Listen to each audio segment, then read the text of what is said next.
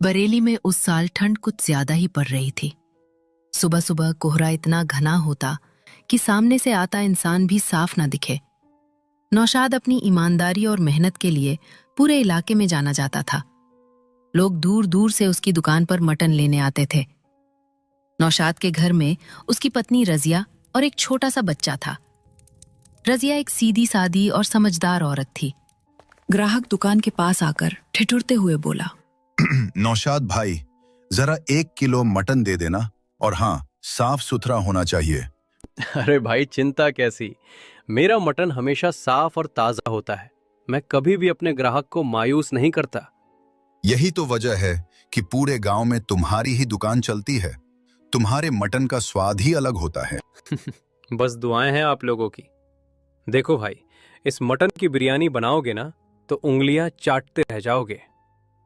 अरे आज घर में दावत है ना, इसलिए ही तो लेने आया हूँ। मेहमान खास हैं। लो भाई, पूरा 1 किलो, ऊपर से 2-4 टुकड़े एक्स्ट्रा। दावत है तो कुछ मेरी तरफ से भी। ग्राहक पैसे देकर मटन उठाता है और जाते जाते कहता है। शाम होते होते नौशाद की दुकान का सारा मटन बिक चुका था। अल्लाह का शुक्र है, आज का काम ठीक रहा। इसके बाद वो सीधा असलम के बाड़े की तरफ चल पड़ा। असलम बकरियों को चारा डाल रहा था। अरे असलम भाई, जरा अच्छी और बढ़िया 4 बकरियां निकाल दे। नौशाद, 4 नहीं, आज तो तुझे सिर्फ 1 ही बकरी मिलेगी। 1 ही? और वो भी क्यों? रेट बढ़ गई है भाई, बकरी 400 की मिलेगी। लेना हो तो ले, वरना आगे बढ़। भाई असलम, कल तक तो 100 की दे रहा था, इतनी जल्दी 400 कैसे हो गई? तुझे क्या लगता है बकरियां पालना आसान काम है? साल भर मेहनत करनी पड़ती है, चारा, दवा, देखभाल, ऊपर से ठंड भी है। अब मैं भी सोच रहा हूं कल से अपनी मटन की दुकान खोल दूं। लेकिन असलम, तो इतना महंगा मटन बेचेगा तो कौन खरीदेगा? जिसको जरूरत होगी वो लेगा, जिसको नहीं होगी वो नहीं लेगा। धंधा ऐसे ही चलता है भाई। चल ठीक है, एक अच्छी सी बकरी निकाल दे। घर पहुंचते ही उसने बकरी को बांधा और मनी मन तय किया, चाहे हालात जैसे भी हों, ईमानदारी नहीं छोड़ूंगा। अगली सुबह ठंडी हवा के बीच नौशाद ने रोज की तरह अपनी मटन की दुकान खोली। थोड़ी ही देर में एक ग्राहक आया। नौशाद भाई, जरा 2 किलो मटन निकाल दो, एकदम साफ सुथरा। जरूर भाई, लेकिन पहले एक बात बता दूं, आज मटन के रेट बढ़ चुके हैं। रेट बढ़ गए? कितना हो गया? पहले 10 रुपए किलो था, अब 50 रुपए किलो हो गया है। क्या बात कर रहे हो नौशाद भाई, तुमने तो रेट आसमान को छूने भेज दी। नहीं भाई, ऐसी कोई बात नहीं है। जब ऊपर से ही इतनी महंगी बकरियां लेनी पड़ रही हैं तो रेट बढ़ाना मजबूरी है। कम से कम इतना तो बचे कि घर चले, बच्चों का पेट भर सके। तभी पास में खड़ा एक और आदमी बीच में बोल पड़ा, अरे भाई। भाई छोड़ो इसका मटन। क्यों, क्या हुआ? गांव के बीच में असलम भाई ने नई दुकान खोली है। वो सिर्फ 10 रुपए किलो मटन बेच रहे हैं।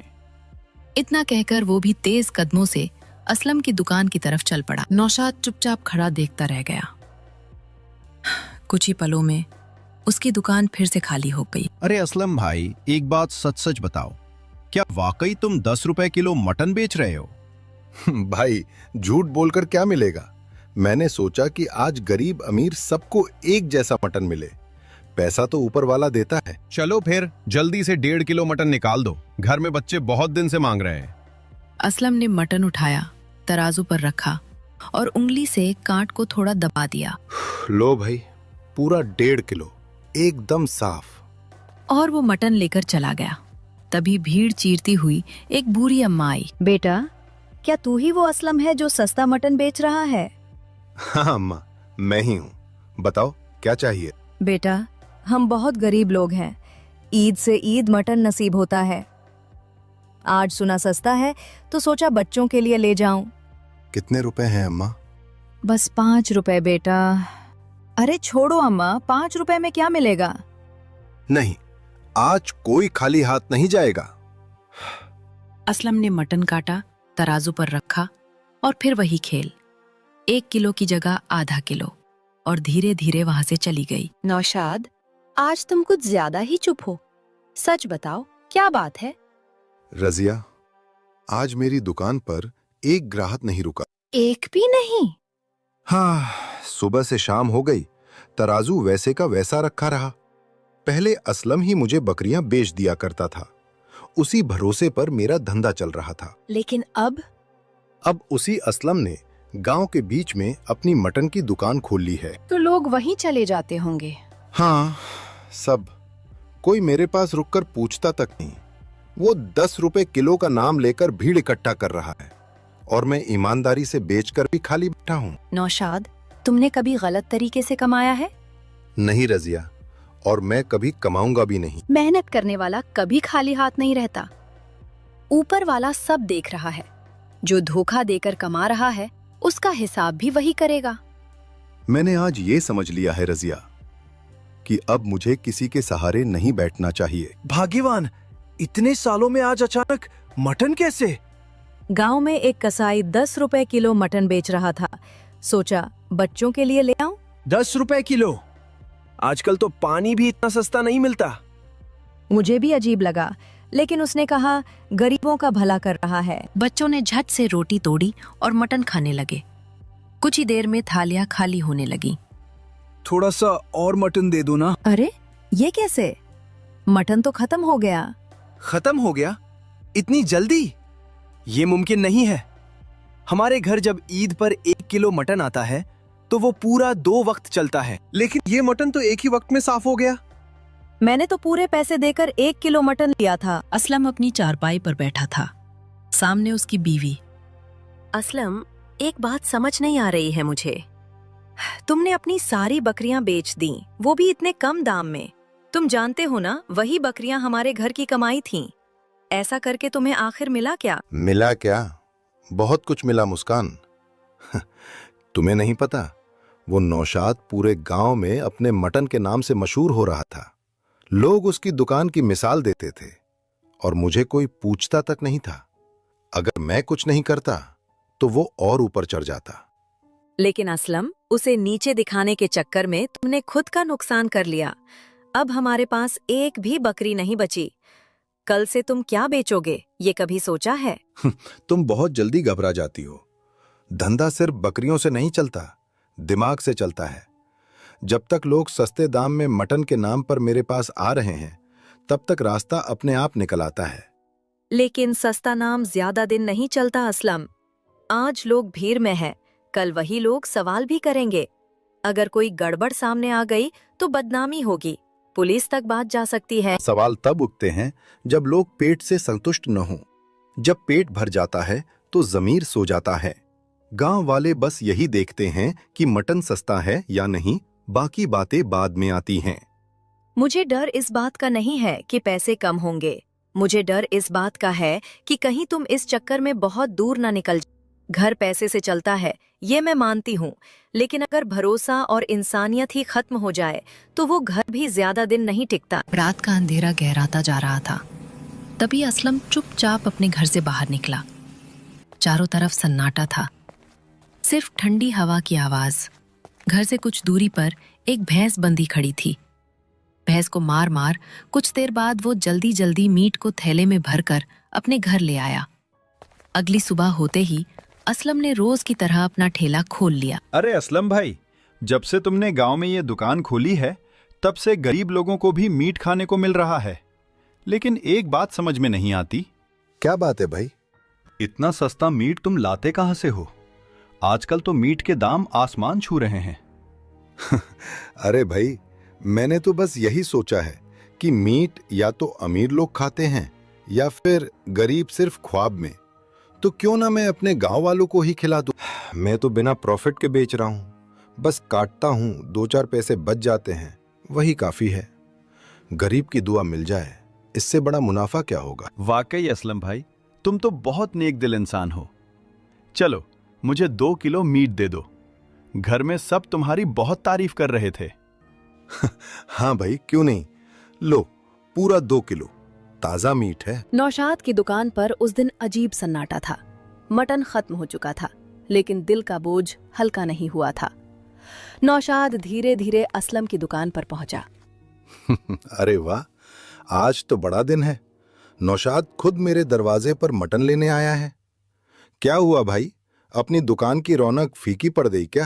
हंसी मजाक छोड़ असलम, आज मेरा मटन जल्दी खत्म हो गया इसलिए आया हूँ। जब से तूने दुकान खोली है मेरी बिक्री वैसे भी आधी रह गई है। मैं बस इतना मटन ले जाऊंगा कि मेरे पुराने ग्राहक खाली हाथ ना लौटें। पुराने ग्राहक? आजकल जमाना बदल गया है नौशाद। अब भरोसे से ज्यादा दाम देखा जाता है। जो सस्ता देगा वही राजा कहलाएगा। राजा वही होता है असलम जो लोगों की सेहत से खिलवाड़ ना करे। सस्ता बेचकर अगर नुकसान गांव का हो तो ऐसी बादशाहत मुझे मंजूर नहीं।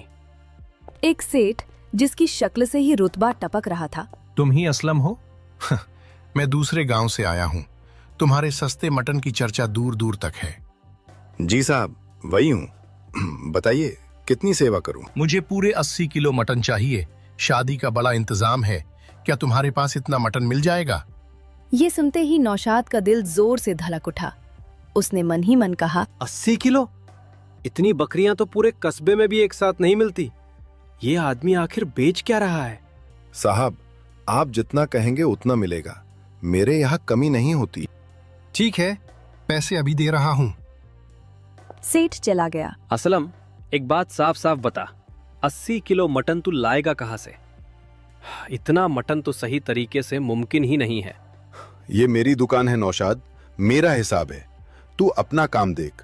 ज्यादा सवाल पूछना सेहत के लिए ठीक नहीं। याद रखना असलम, सस्ता झूठ ज्यादा दिन नहीं चलता। सच चाहे महंगा हो लेकिन टिकता जरूर है।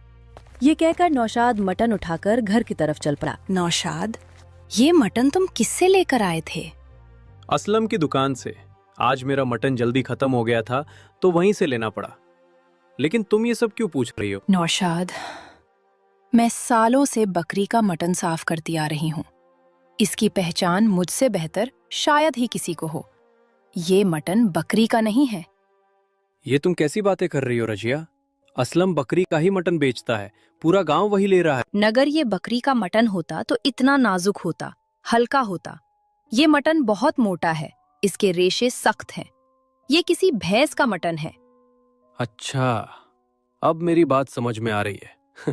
तभी मैं सोच रहा था कि असलम इतने सस्ते में मटन कैसे बेच रहा है। और सोचो, वो आज 80 किलो मटन का ऑर्डर कैसे ले पाया? इतनी बकरियां तो पूरे गांव में छोड़ो, शहर में भी एक साथ मिलना मुश्किल है। तो मतलब साफ है, असलम लोगों को बेवकूफ बना रहा है। बकरी के नाम पर भैंस का मटन बेच रहा है और पूरे गांव की सेहत से खेल रहा है। गांव की गलियां सुनसान थीं। असलम चुपचाप अपने घर से निकला, चारों तरफ नजर दौड़ाई और तेज कदमों से सड़क की तरफ बढ़ गया। सड़क किनारे एक भैंस बंधी हुई खड़ी थी। असलम इधर उधर देखता है और उसे खोलकर अपने साथ ले जाता है। दूर अधेरे में खड़ा नौशाद ये सब अपनी आंखों से देख रहा था। तो आखिर सच यही है। यही वजह है कि इसका मटन इतना सस्ता है। यही वजह है कि इसके पास रोज इतना मटन आ जाता है। ये बकरी का गोश्त नहीं, भैंस का गोश्त खिला रहा है और पूरे गांव को धोखे में रखे हुए है। अगली सुबह असलम की दुकान फिर से सजी हुई थी। भीड़ कम थी लेकिन तैयारी बड़ी थी। तभी वही सेठ अपनी गाड़ी से उतरा और ऊंची आवाज में बोला, अरे असलम भाई, बताओ मेरा 80 किलो मटन तैयार है या नहीं? आज तो शादी है, देर नहीं होनी चाहिए। तैयार है साहब, पूरा तैयार है। दुकान से नहीं, आप मेरे घर से ही मटन उठवा लीजिएगा, वहां सब रखा है। नौशाद तेज कदमों से वहां पहुंचा। उसके साथ गांव के मुखिया भी थे। साहब 1 मिनट रुक जाइए, इस आदमी से मटन मत लीजिए। क्यों भाई, क्या बात है? ये जो मटन आपको देने वाला है वो बकरी का नहीं है। इसने अपने मटन में भैंस का गोश्त मिला रखा है। भैंस का गोश्त बाजार में 5 रुपए किलो मिल जाता है और ये उसे बकरी बताकर 10 रुपए किलो बेच रहा है। नौशाद, क्या तुम ये बात जिम्मेदारी से कह रहे हो? हाँ मुखिया जी, मैं ये बात ऐसे ही नहीं कह रहा। कल रात मैंने अपनी आंखों से देखा है। ये आदमी रात के अंधेरे में भैंस लेकर अपने घर गया था। अगर ये झूठ है तो अभी पुलिस को बुला लेते हैं, सच अपने आप सामने आ जाएगा। ये सुनते ही असलम टूट गया। नहीं नहीं, पुलिस को मत बुलाओ, मैं सच बता देता हूं, गलती हो गई मुझसे। 2 पैसे ज्यादा कमाने के लालच में ये सब कर बैठा। मुझे लगा इतनी बकरियां रोज कहां से लाऊं। फिर मैंने सोचा भैंस का गोश्त सस्ता मिलता है, किसी को क्या पता चलेगा, बस वही करने लगा। असलम, तूने बहुत बड़ा गुनाह किया है। तूने सिर्फ धोखा नहीं दिया, तूने गरीबों को लूटा है। 5 रुपए किलो मिलने वाला गोश्त तूने बकरी बताकर 10 रुपए में बेचा। अगर आज नौशाद सामने ना आता तो मेरी इज्जत और मेहमानों की सेहत दोनों खतरे में पड़ जाती। सभी गांव वाले मिलकर असलम को करने लगते हैं और गांव से निकाल देते हैं और फिर से नौशाद की दुकान अच्छी चलने लगती है। तो कभी भी कुछ भी सामान को तो देखा कर लिया करो। उधर नौशाद की दुकान पर फिर से रौनक लौट आई। लोग समझ गए कि सस्ती चीज के लालच में आकर उन्होंने ईमानदार